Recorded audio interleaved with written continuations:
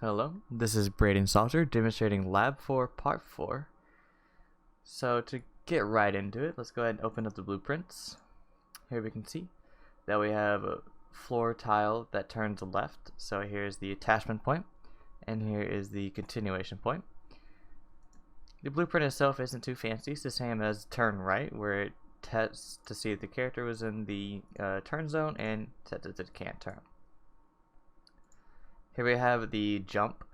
This is a child of BP floor tile normal. All of them will be a child of BP floor normal.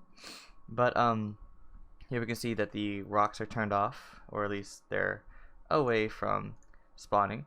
And the floor texture itself has changed, and there's no special code to it. So let's go ahead and take a look at the bridge. Now the bridge is a little bit special. The rocks are turned off, and it's another child of the normal floor tile, but the bridge is supposed to be back and forth. And the way we do that is once the game starts, we start a timeline, and if you take a look at the timeline, it moves the bridge on the y-axis back and forth between a 4-second period. So every 2 seconds it goes one way and then the other way, and then of course it gets the location of the bridge and sets the new.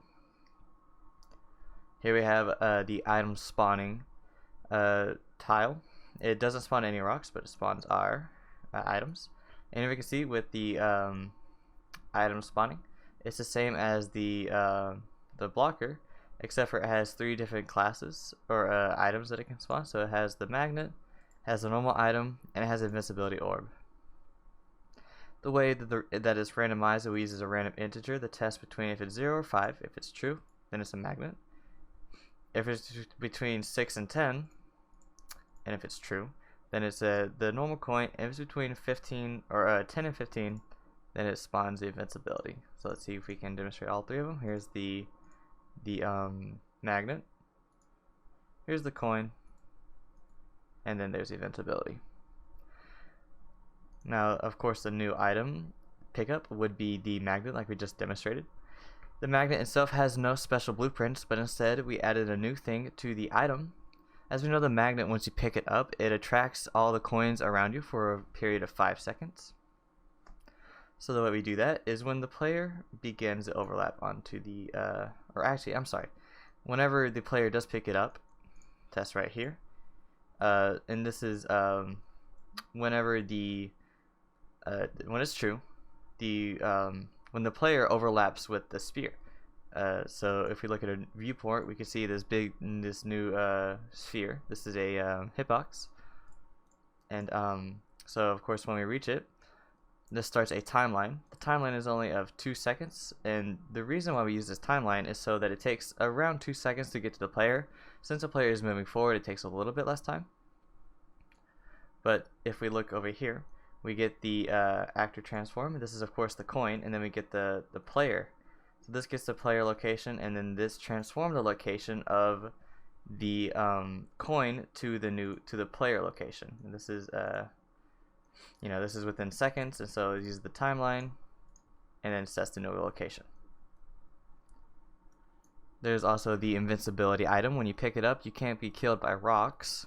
This of course, again, like the magnet, has no new code inside of it. However, we did one simple thing in the blocker. So normally it tests to see if the player has run into it. If so, it kills them. But instead we use a branch to test to see if the player has the invincibility item on. If it does, then the true goes to nothing. Now in the runner character, we added a couple new things.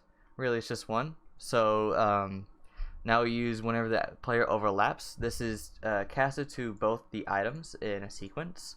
And so this has a new function, and delays for 5 seconds, and then it turns them off. So these functions can be seen right here. So this is the add magnet effect, turns it on, magnet turns it off, invincibility on, and then invincibility off. Oh, right here. So here's the full code. And then one last thing we changed was the player HUD. So you can see now there's a magnet activated and magnet deactivated. The way we did this was the same way that we did the get coins amount.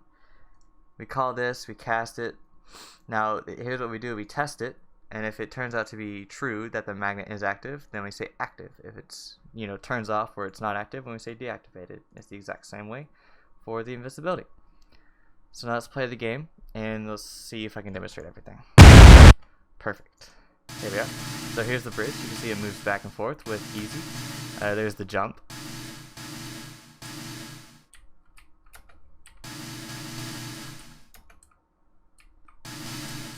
See if I can find an item hopefully up here soon.